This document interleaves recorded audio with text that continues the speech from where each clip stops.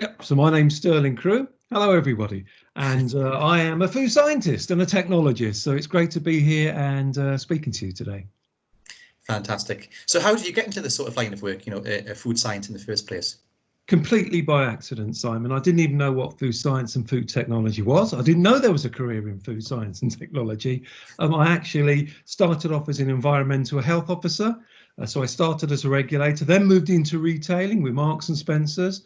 And then my career kind of developed over the years from retailing into food manufacturing, back into retailing, and then working for a big brand. And now at my stage in the career, I've got what you call a portfolio of roles. I see, yeah, because you do a kitchen conversation now, don't you? I've seen that a few times through LinkedIn. It's been really good. Yeah, that's really important to us. When you get to a certain age, you want to put something back into the profession and back into the industry. And one of the things that we're really passionate about is communicating science, not just to scientists and technologists, but to all food professionals and the general public. And that's our way of getting out there to people and doing podcasts and blogs, etc. Mm-hmm.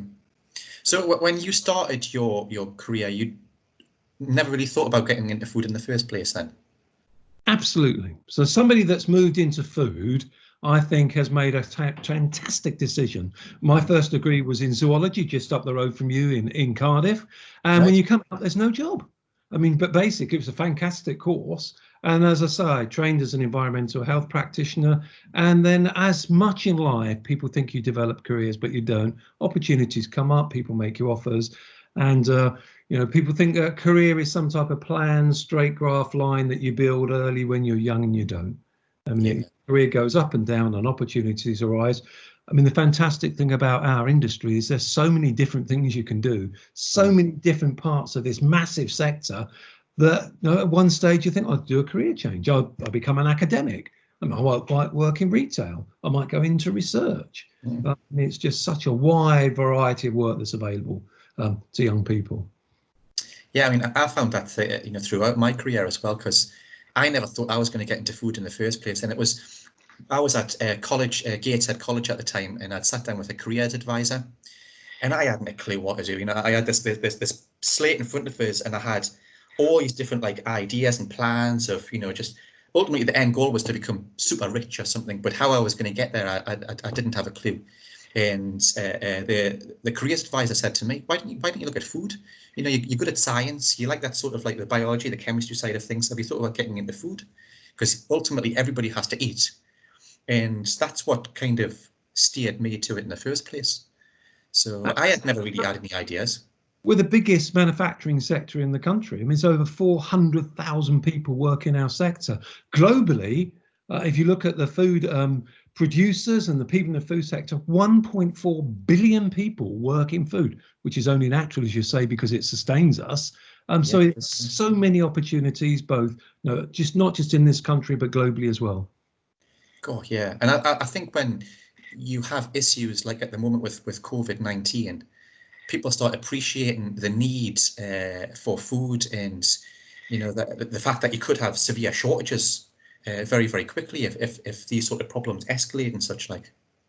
Yeah, and it does show the very nature that our food network, when I started out in the village I'm in now, we had a local butcher, a local slaughterhouse, we had our farms round us, but now a lot of the food we buy comes from everywhere. So there's a vast global food supply chain out there, and that we need to be involved in to make sure we're driving innovation and safety and quality. So there are loads of opportunities within that food supply chain, as they say, from the farms right through to the fork on the plate when you're retailing.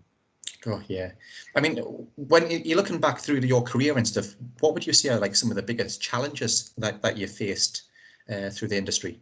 I think absolutely the biggest challenge for me personally is getting your first job.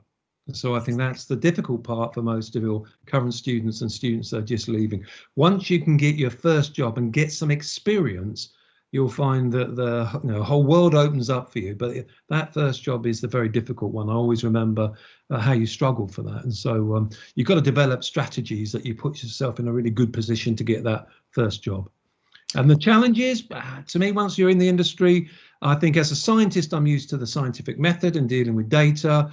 But what you realize is that the communication skills you have equally of perhaps even more important is how you can relate to people, how you can talk to people, especially people who aren't scientists. How do you get your message across in kind of plain, simple English? And how do you become an influencer for good? So how do you push that food safety agenda or that innovation agenda within a business where it's not perhaps everybody's first thought as they're going to work in the morning? So you have to be a great champion of those things. Yeah. I think one of the big things that I've seen in the last couple of years has been this drive for food safety culture and looking at the culture within businesses and stuff such like, and how do you, as you say, you influencing behavior and getting them to think about when they're washing their hands and handling waste and making sure, you know, cross-contamination is a really big thing as well. That's a good point. So we should remind ourselves, I've been doing this for 40 years. And in fact, although we didn't use the word food safety culture or recognise it, every business at that time had a culture, but it wasn't recognised and managed. And I think what there's been a realisation, you know, perhaps in the last 5 years, there's been a seismic change in the landscape of food safety, where people are starting to appreciate the impact of human decision making and the importance of a culture of an organisation and how it impacts on the organisation's ability to deliver safe food. Yes. Yeah. I mean, what I've really enjoyed about the whole time that I've worked in the food industry is just the variety and the fact that no 2 days are ever the same. And every day you're coming in, you go into work, you've got a plan in front of you. And then once you start work, that plan goes out the window and all these other activities take place instead. And if you can get the plan done, fantastic. But quite often there's such a variety of things that happen that you don't actually envisage happening in the first place. And then you look down and then, what, it's 5 p.m. and your day is over again. And it's also the network of people within food as well. You go to all of these conferences and events, and you keep bumping into the same sort of people and stuff, and they may have changed their career, they may have changed the path, but it's good to see that, you know, we've got this active network all the time, and people help and support you throughout this as well. And again, if we go back to, you know, those students about thinking about what do I do next? Well, once you're mature, you've got a fantastic network and you know lots of people and people can give you advice. And what I would urge people to do is the one thing you lack as a student, you know, you don't lack enthusiasm, you don't lack ability. Age is no reflection on someone's ability. I can quite assure you of that. I've seen some very bright young people, and I've seen some very stupid old people. But what they do lack is that network. And I would really urge your students to start developing that even at this early stage. Simon, only yesterday, one of your MSc students contacted me and she was saying, I'm looking for a placement. Can you help me get a placement? Here's my CV. What do you think about this CV? And just by coincidence, I think I'm in a position to help her. But she just used the fact that she's seen me at one of your lectures, and that was her network then. I know that person. I'm going to go to them and ask them for help. So just because you think you don't have a network, your university provides you with a base. And I would really urge people to get out there and to mix with people. And the one tip I give all your students is become a member of the Institute of Food Science and Technology, because instantly you're into a network with other students. There are lots of special interest groups. There are lots of lectures you can go to and seminars, even the ones that are now online. And you're mixing with people, getting ideas. And we're a pretty helpful profession. Someone somewhere will be able to help you on your journey. Yeah, what a great piece of advice. Because I mean, I've been a member of the IFST for about, coming up to 9 years now, and it's really helped me with my career and stuff. And because I joined a range of different forums and groups as well. And when I was working in my manufacturing, and if I come across a problem and I really didn't know what the answer was, you just post a question into the forum. And you may not know the answer, but somebody in the forum somewhere has also come across the same or a similar incident, and they can offer you some advice or point you in the right direction as well. And that helps build up your knowledge as well. And then you can help people at the same time. I think as you're a young person, if I can remember going back to when I was a young person, you sometimes lack a bit of confidence and you think the whole thing's daunting, and you assume that those organisations or roles are for old people, that are professors, or, you know, have got vast international experience, but they're not. You know, a lot of the people there are very young, and they're the people that make the great contributions because they have the energy, they have the enthusiasm, you know, and they're also looking for knowledge, and that drives an organisation forward. So I can't emphasize enough is to join those type of organizations, whether it's the IFST, there's the Royal Society of Public Health, there's the Society of Food Hygiene and Technology, there's the Chartered Institute of Environmental Health. There's a whole group of professionals that you can go to because that's where your interest lies. And there's the Nutrition Society as well for those of us who have got a passion about that. So enough professional support networks around you, but you have to make the effort to go and join and mix. Yes, and I think that's the thing is anybody can come in and do a degree, and on paper you've got this degree, but it's not just the degree now that businesses are looking for. It's all of the extra things that people are putting into their CV as well. I think that's just as important sometimes as well. Yeah, I've been in that position behind the desk, interviewing people and selecting people, and it's a really difficult task. One of the good things before the COVID crisis was there's a huge shortage of food scientists and technologists. And so really, there are lots of opportunities out there. COVID has presented some more challenges, but there are still opportunities out there. So you've got to make yourself stand out. And I think that's what people have to consider is, number one, how do I get in front of that person so to get the interview? Because everyone thinks, oh, it's all about the interview, but you're getting ahead of yourselves. You got to put something in front of somebody that compels them to see you. And sometimes that's not waiting for a job advert, because you could have 30 or 40 people applying. Sometimes it's approaching companies directly. Have you got any openings at the moment? And you'd be surprised how many jobs you can get that way, whereas somebody's just got an opportunity, or you can convince them through an internship that you might add value. So try to get in first before it's actually advertised. And then when a job or a position is advertised, just make sure that your CV stands out. So I mentioned things like, well, if you're a member of the IFST and I've got 50 CVs in front of me, I'm afraid it's very easy to separate 25 out by saying, well, these people are members and these aren't. So that's a very easy way of splitting people up. And I know it sounds awful, but one of the toughest jobs you can somehow have is how do you get 20 or 30 down to 3 that you want to speak to. And so that, the impact you make, the way that you present your information, the things you say are so important, because your interviewers are just human. What they want to be is engaged. They want to sit there and say, this person's climbed Ben Nevis. Somebody I interviewed recently, when we did the general chat, was saying, oh, I've recently just come back from Ben Nevis and I climbed it on my own, but didn't put it on the CV. And I thought that was a really remarkable achievement. And when I'm employing someone, I think, well, it shows resilience, it shows planning, it shows initiative, it shows energy. But that one thing they didn't put on their CV. So try to think a bit widely about how you're trying to impress somebody or encourage somebody to think, I'd like to speak to this person. Yeah, you're right. So I think it's not just about academic achievements that they've done. I think it's the broad picture, because you want to see what that person is. Who are they? What can they bring to my company, and what they've got as a general picture as well. Yeah, absolutely. And of course, you can't do the job without going to such an institution as yourself. So that gives you the foundation. You won't get in through the door unless you've got something like a BSc or an MSc for lots of jobs, although there are great apprenticeship schemes out there. So that that is important, but it will only take you so far. It might get you over the first hurdle. But after that, it's about your other skills you develop. I mean, are you a team player? Are you I keep mentioning this word energy. People are looking for people who will do something rather than talk about something. When you start work, you're in that mode of, well, I'm doing a project on. No, you're not doing a project. This is a job. And so unless you go into the academic sphere, which is, is a great career like for yourself, and then obviously the type of degree you have might become more important. But generally for the food industry, it's a very, very practical industry.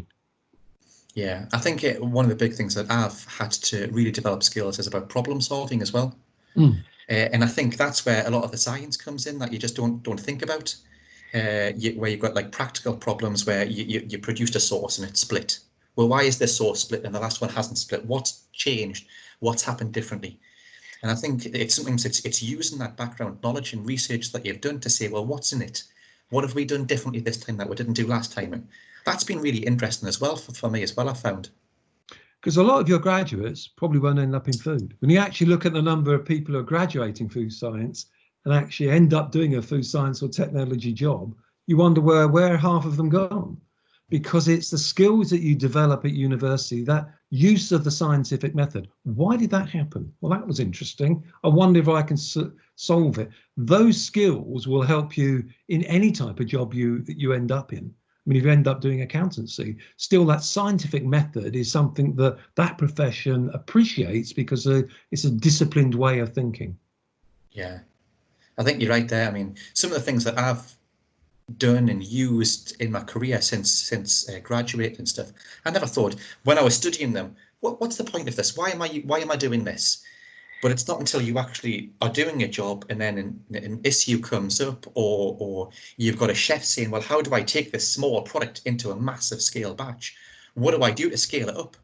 And it's these little things that you don't think of, and the problems that come up. Because I think one of the things people forget is that being technical, you're like a problem solver. Yeah. And not just solving problems, but you're implementing a problem solving and implementer. So the biggest problem, I think, for your students, especially those leaving at the moment, is the extraordinary circumstances that we find ourselves in. Yes. And, if I was a student now, I'd be pretty worried. It's almost like going back to 2008 when the whole economy collapsed, and our economy has collapsed. And hopefully, I think the conditions are in place for it to come back pretty quickly. Yeah. But for the short term, it is going to be challenging. And the one piece of advice I give to your students is, and this has been completely disruptive for the food supply network globally, but it is a bit of a famine and a feast. So you see the famine, those people that wanted to go into hospitality or food service, obviously those people are struggling. I mean, a lot of big reputable companies have gone to the wall. Those are the restaurants you see out there, the takeaways, the cafes, the hotels have gone through a hard time. And I think will continue to go through a hard time for a while. But other areas of our industry, the feasts are, as you said, people are still have to eat. And so in food manufacturing, as long as you can get the people to do the job, and as long as you've got the supply chain in place, some people have never, ever been busier. Yeah. I've got my middle son works in the baking industry, and quite the opposite. That type of industry, people want comfort food, they like healthy food, so their actually production rates being busier than ever.